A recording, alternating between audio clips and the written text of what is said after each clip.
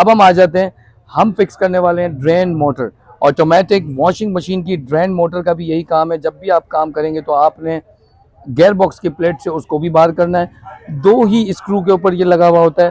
Drain motor automatic washing machine کی بھی بہت ہی زیادہ چیپ پرائز میں ہوتی ہے اور یہ بھی سستی ہے. تو آٹومیٹک واشنگ مشین کی ڈرین موٹر کا جو پرائز ہے میں آپ کو بتا دیتا ہوں، یہ آپ کو پڑے گی تقریباً 4,000 سے 3,000 روپے کے اندر.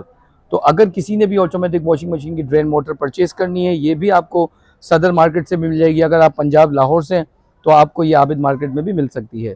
تو وہاں سے آپ یہ ڈرین موٹر لے سکتے ہیں.